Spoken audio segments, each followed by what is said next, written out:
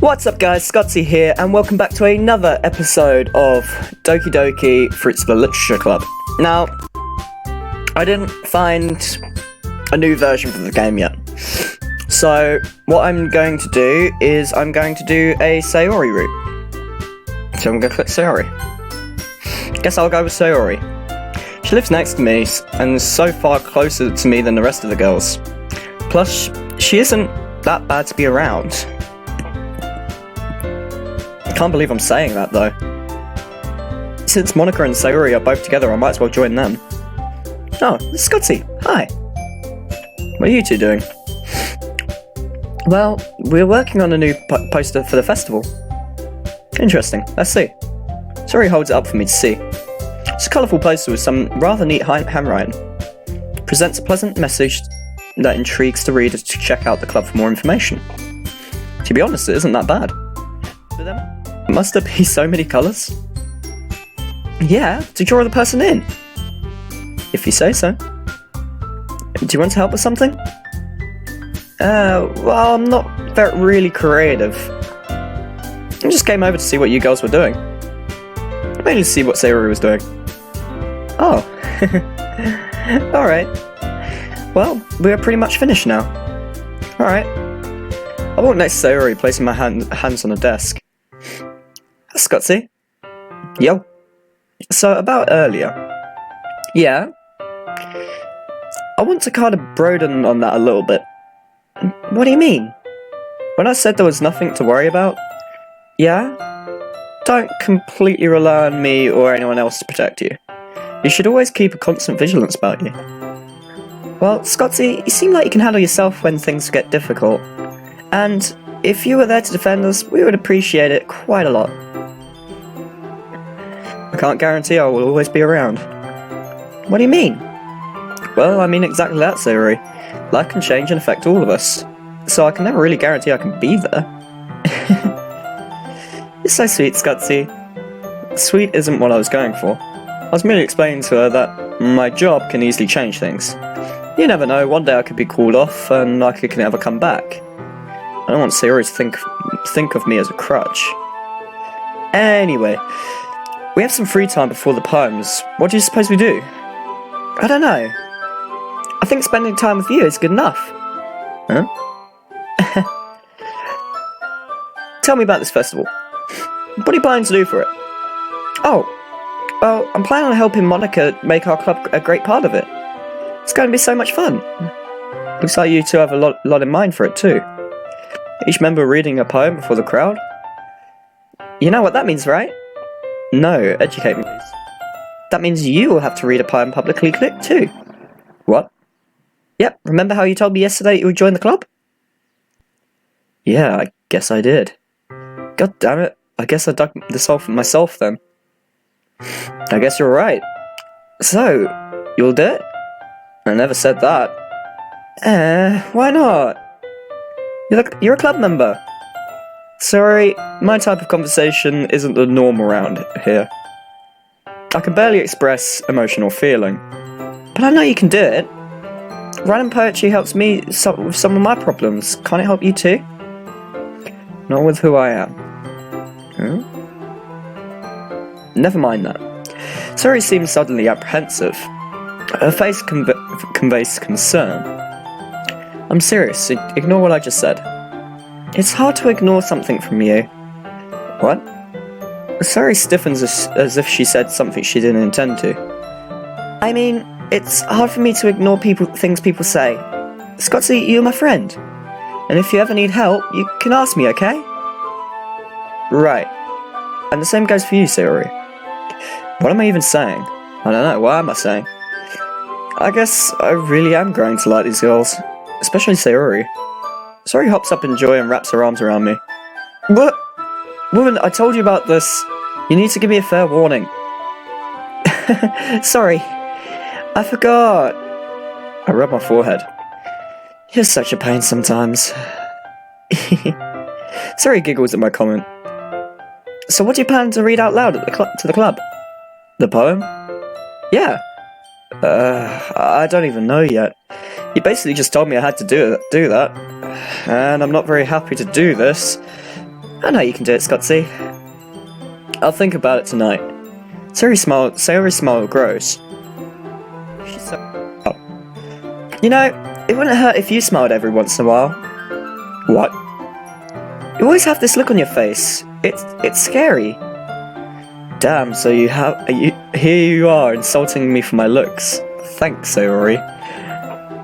Ow. I didn't mean it that way. I know you didn't. I crack a smile and pat her on the shoulder. See? Just like that. You have a great smile. You don't need to hide it. Whatever you say. You don't need to hide it, she says. It's not the fact that I am deliberately hiding my smile. I just don't smile that much anymore. Still, I remain with this fake smile since it eases Sayori. Something that I have done for a very long time. Scotsy, are you okay? I look back into her eyes.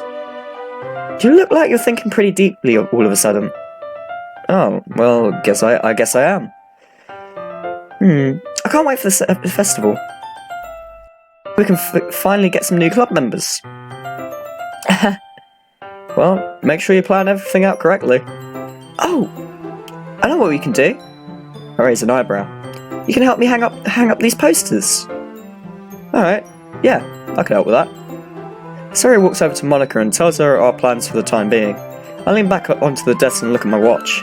I anticipate every second. Excuse me. I've made it a habit of following the beat of every second. It helps keep you focused on the most stressful of times. Because how I look at it, time is both a boon and a burden. Other times you're awarded the luxury of it.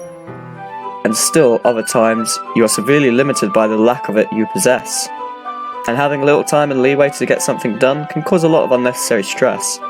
I've learned to counteract this by keeping the beat with each second every so often. It helps you learn each second is crucial and not to be wasted. When you're like this, time isn't my enemy.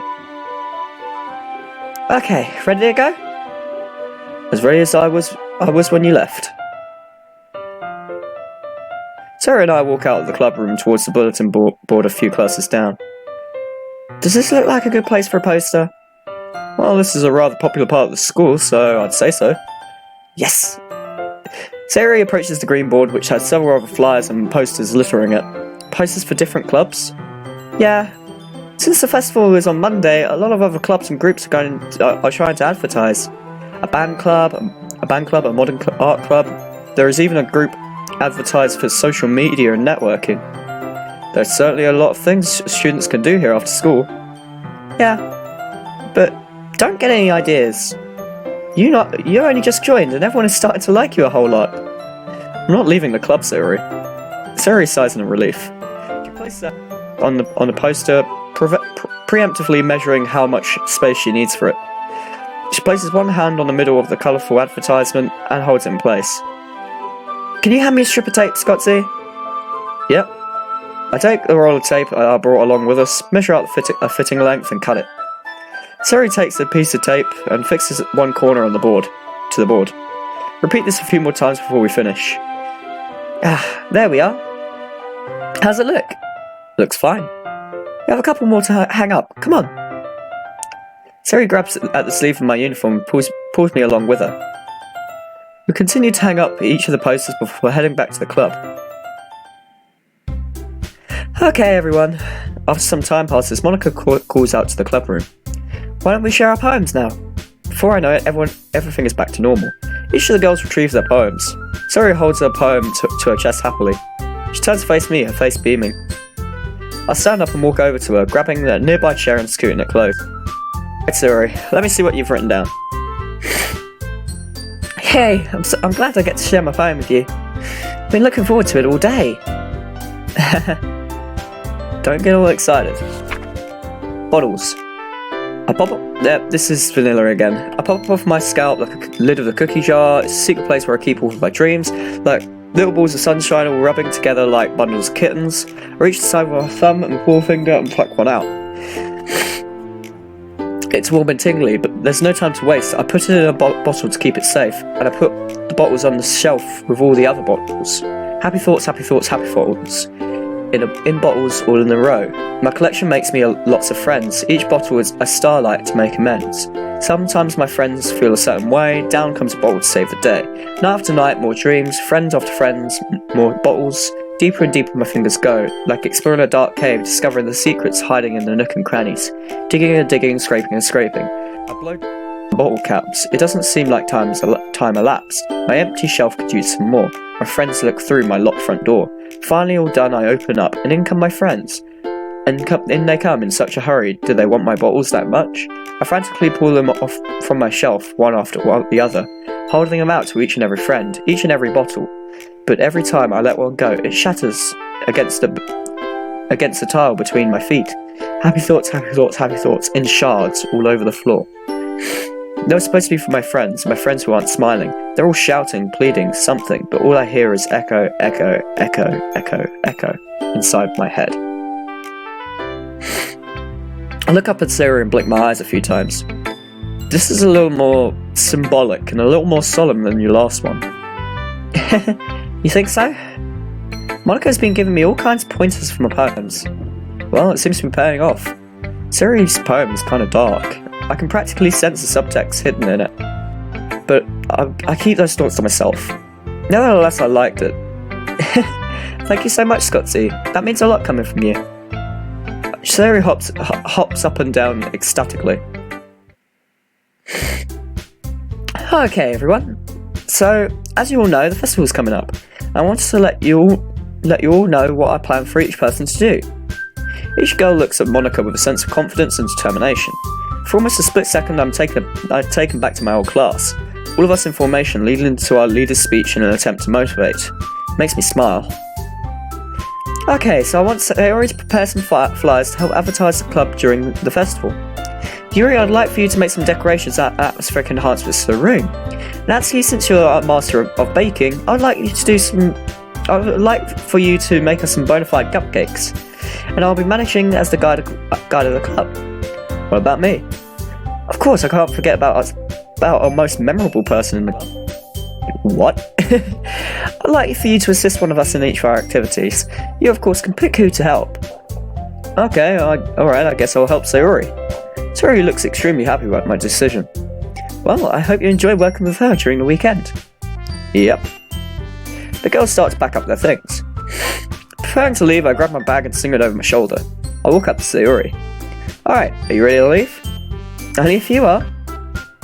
Sayori seems much more giddy than normal, presumably because I chose to help her this weekend instead of the other girls. Please, after you. Sayori and I begin our usual walk home. Sayori skips almost every step, glancing at me occasionally. I smile in secret when she does this. I really should be slapping her and forcing her to keep her wits about. But she isn't like me. She is a normal girl. I am not a normal boy. I let her enjoy herself. I'm so excited that you chose to help me. Don't get too excited. I'm only choosing to help you because, well, from what I've seen so far, you need someone to keep you on track. You're basically a firehouse with no one holding it. A fire hose with no one holding it. It's like you know me so well, and we haven't even known each other long. Yeah. Sayori looks at me and stops the skipping. So, what do you think of the club? Huh? Why do you ask that? Well, you always keep your meanie face on. My what? You know, your face. Woman, my face is attached to my head. You need to elaborate if you're making a hypothetical. Sorry. Sometimes you can look like you're really mad. Or that you aren't paying attention. Like you're off in some magic world in your head. Ah, I see. I don't offer an additional retort. Are you gonna answer my question, silly? I really don't know how to answer. I just joined, so I don't have an answer for you. Definitely other things I could be doing right now. I may not like them. But I guess I could say that I don't despise my time in it. Sayori beams, almost as if brighter than the sun itself. We arrive at our normal departure point. We're here. So, are you gonna come over and help me tomorrow? No. Why not? Why? I have something I have to do. We can meet up on Sunday. Oh. Well, I guess that's okay. Alright, goodbye, Sayori. I'll turn away and walk home. Hello. Is this the next day? The sky is filled with a marginal amount of clouds. It gives me the morning a pleasant depth. I walk up the cement stairs at the station, ready to rendezvous with a contact of mine. Not many people around here. I guess it makes sense since it's Saturday. The normal business crowd is never active on the weekends.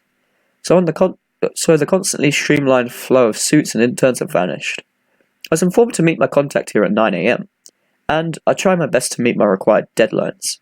This is for my job, after all. As I climb the final step of the unusually long staircase, I look around. Scotty! Scotty, over here! I hear a woman's voice call out to me from my southeast. That voice. Oh God, no. I turn to face the sound of the voice, and my fears are confirmed. Oh, look at you. You're even bigger than when I last saw you. What God's name are you doing here, Julia? Before me is an older woman that I've known for quite a while. Isn't it obvious? Dear God, don't tell me I'm stuck with you.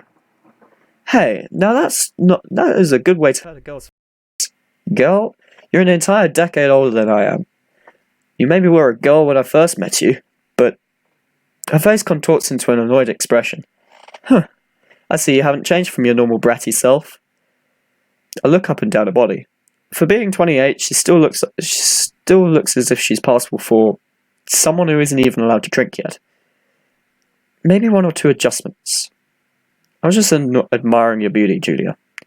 No, you aren't. How could you say that with that mocking grin of yours? Yeah, I guess you're right. Beauty isn't the right word. She holds up her hand to stop me from continuing. Just forget I even said that. I feel like the next word you were going to say would be even worse than the former. I shrug my shoulders. Let's get this over with already, please. I sit down on a nearby bench. Julia sits down next to me. She isn't wearing a casual white t-shirt. Oh, she is wearing a casual white t-shirt, exposing a lot more than her collarbone. Her brunette hair sways slightly in the breeze. Her jeans shorts barely cover her upper thighs. How do they let you prance around dressed like that? What? Do you like what you see? You're on duty, right? Her face stiffens. Yes, but it's not like I can just meet you in my normal attire. We have to remain incognito. You could have just picked me up in your car. It's in the shop right now. You rear-ended someone again, didn't you? She starts to sweat slightly. None of your business. I raise my eyebrows. Was it the... Shut up! God, how did you ever become so stubborn? You're serious, right? You weren't this stubborn and rude when we brought you home. She crosses her arms. Is that a fact? Well, you didn't even open your mouth back then. It was probably better too. If you say so. Anyway, why did they give me to you? Well, I heard about this little incident where you told your prior chief off. And that he requested a reassignment for you. And because of your nature, they saw you as the only person who could control me. I wouldn't even say control. We haven't been speaking for more than 5 minutes and you already insulted me to hell. And why do you think that is, Julia? Because you're a dick. I wrap my arm around her, smirking slightly. Hey! Her face starts to redden. What are you up to? What is it? What, is it wrong for me to show you some TLC every once in a while? The image of getting any type of TLC from you is utterly terrifying in my mind. She shudders in her seat. I pat her on the shoulder opposite of me and remove my hand. Jeez, why do you do this to me? It's fun. You're a sadist. Well, I expected the word bastard from you, but that works. Still for your father, huh? I hate the man. You know I will never respect them. I know. It's because of him that I raise my hand out in front of her, signaling her stop. Right. Sorry, Scotty. It's fine. Anyway, I need your phone. Here. Reaching into my breast pocket of my white dress shirt, I retrieve a black folded cell phone. I place it into Julia's outstretched hand. Thank you. She smiles as she opens the phone and begins to look through it. So you're keeping your commissioned phone for our only contact, right? Correct. You still have a normal civilian phone? Correct. Good. Remember to keep the two entirely separate. If we ever need to call you, it won't be from your GP phone. GP in my field stands for General Purpose for the General Populace. Julia, I'm already aware of this. Why must you give me the same lecture that the other chiefs have given me? Because it's procedure. What are you snickering about over there? You following procedure? Julia, please don't make me laugh. Listen, when I was promoted to Division Chief, I made sure to hold myself to better standards than before. So, no more nights where you just pop back home at 3 AM drunk off your ass. Listen, okay, I was younger then. Also, you know as well as I that... Don't you dare say her name. Huh? Julia looks over to me, puzzled. I stare back into her eyes. I said do not say her name. She looks saddened at my reaction. You're still not used to her being gone. I can't really blame you. She was like my sister after all. I'm aware. She chuckled sadly. Remember when she and I first found you? Something lit up in her eyes, like that I never saw before. Even in the heat of an intense operation, she still took a second to evaluate everything. You two didn't have to take me. Why not? You were going to die there if we didn't. I don't care. Sensing my growing hostility, Julia discontinues the topic. She hands the black cell phone back to me. My desk and cell are both in there. Call me only when needed. Same with you. I'm trying to live a normal life here. I don't need regular calls to the office. It's really admirable for you to strive for a normal life. I'll try and make sure that you do just that. She smiles warmly at me. Her sparkling blue eyes somewhat give a glimpse of sincerity, but I know Julia is only saying what I want to hear. She isn't bound to my wishes, but to whatever she is asked to do by the higher-ups. Nevertheless, it was good to see her again. A friendly face is appealing every once in a while. I'm gonna get going now, Julia. I'll call you in a few hours. I want you to be ready. Right. After a moment of calming silence, I begin to take my leave. Alright, Ow! I smack her in the upper middle of Julia's back. What the hell was that for? Oh, you... The black straps of her bra that traverse the incline of her shoulders loosen significantly. My bra! I stand up and start to walk away. God damn it, Scottsy! You shouldn't have taught me to do that. I wave my right hand in a mocking salute as a gesture of farewell. I start down the stairs, reveling in the sound of Julia's upsets, huffs and puffs. When I was younger, she had taught me how to very easily undo a girl's bra through her shirt. I simply masked my actions by slapping her on the back. I chuckled quietly to myself. Oh my god. He has a complete verve, and it's funny. The sidewalk, which seemed to finally begins to end at my neighbourhood. After all today's training and use, I'm beat.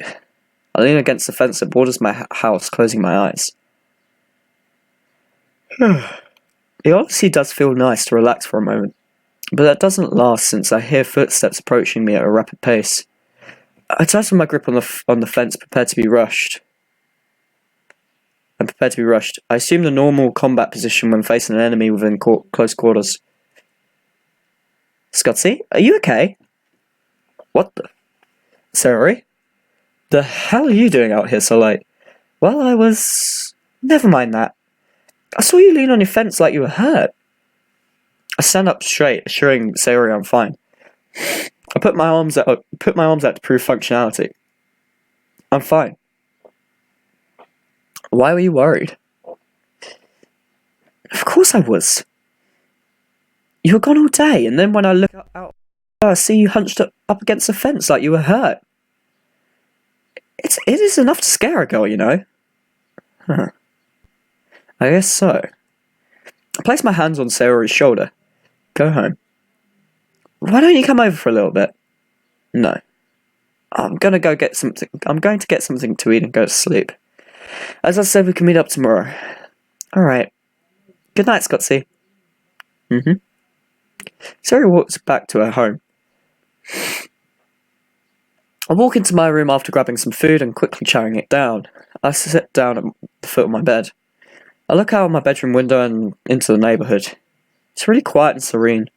Like it's one of those atmospheres where you could let your guard down and just relax. Fortunately, that is never the case for me. Feeling my eyelids grow heavier by the second, I retire for the night. Oh, Sayori's house. At 11:56. Yeah, he should be here any minute now. What time did you two agree on? Well, this morning he texted me to say come by at noon. Oh, well, since you're in charge of flyers and attracting new people to the club, what did you two have in mind to work on? I want us to make the flyers look cute and nifty. Are you sure that Scotsy is able to do that? What do you mean, Monica? Scotsy doesn't look like the person to be able to dish out cute. You're probably right. I can think of something. Alright, well, Sayori hears her front door being knocked on. Oh, I think he's here. Sayori ends the phone call she was having with Monica and charges downstairs excitedly. I knock on Sayori's front door as soon as my watch alerts me to the change in the hour. I can hear bumping and rumbling from inside and as I assume she races for her door. Yay, Scotsy, you're here. On time, as I promised. Come in. Sayori invites me into her home, and I'll take a couple of seconds to make a note of where everything is. You can learn a lot about a person by the living situation, and Sayori is surprisingly clean. I expected to see trash scattered everywhere and a bunch of dishes laying around. Sayori shows me around her house and ends in a bedroom. Ta-da! And that is the tour. Sayori twirls her arms around as she spins. My prior observations were probably defunct at this point. Her room isn't that messy, but still, nonetheless. Clothes are scattered around about quite abundantly. I don't think a tour was necessary at all, Sayori. Anyway, what did you have planned for us to do? Well, since I'm making flyers and using them to help bring in members, I was thinking we could work on that. And how do you suppose we do that? It's easy, we make them. I don't think you're quite getting at what I mean, woman. How are we going to make them? Do you have any equipment we need to meet our goal today? Oh, I completely forgot. Of course you did. I run my hands through my hair in an attempt to brainstorm. Do you have a laptop? Yeah, I do. Why do you ask? Easy, bring it here. Sayori leaves the bedroom in a hurry. Alina gets to her wardrobe and wait patiently. Sayori returns holding a small silver laptop. I sit down on the floor as a response. Are you going to sit on the bed? Well, I would accept the invitation, but you seem to have your panties all over it. I look back to see several pairs of undergarments that Sayori has shamelessly lying around, all differing pastel colours. Ugh! I knew I should have put those away. Sayori wails while shaking her arms around. She sets the laptop down next to me and begins to hastily pick up her scattered clothes. I open up a simple presentation editor program on a laptop and begin formulating a decent size for the flight. Once Sayori is finished with her embarrassing cleaning spree, she sits down next to me on the floor. What you doing? Since you don't have any of the necessary materials to chart flyers here, we can easily chart them on your laptop and print them at school. Oh, that's a great idea, Scotsy. You're so smart. I wouldn't consider it smart, just knowing how to prepare and adapt to the lack thereof. So, since you sound like you already have in mind a basic layout, explain them to me. I was thinking we could have the flyers be all sorts of different colours. Bright colours. Why bright colours? Why not? There's a reason for everything, Sayori. But since you're so cheerful and elated all the time, I assume that is why you enjoy bright colours. Because they convey a happier presentation and tone. Yeah. Wow, how did you know all that? You're easy to read. I point to the laptop screen. What else? Probably say where the literature club is, so we can put the room number down. I should probably also explain what the literature club is. Simply just saying a literature club doesn't cut it. People are still going to need context. Oh, we could put that in, that too. As I type away and structure the flyers, Sayori occasionally switches her wording and ideas, which is fine, albeit I find it extremely annoying. I won't call her on it. I'm not the one to call shots here, I am the assistant, not the leader. She inches closer and closer to me while we immerse ourselves into this project. I notice, of course, but I don't say anything. Oh, what if we put a picture of a pen right here? Sayori reaches over my lap and points to one of the corners of the flyer design. Do you think that would make a good design? Of course. I reach one of my hands up and stroke my chin for a few seconds. Alright, we can do that, but it should be proportionate to the text we input so it's place. Oh, okay. Can I type the words?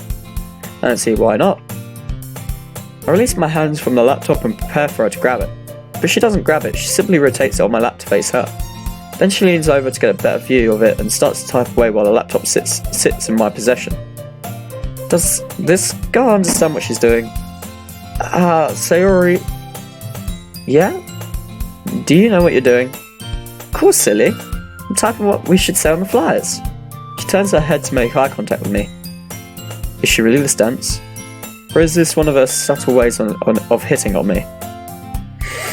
She returns her gaze to the laptop and continues working softly and quietly humming to herself. At this point, I just let her have her fun.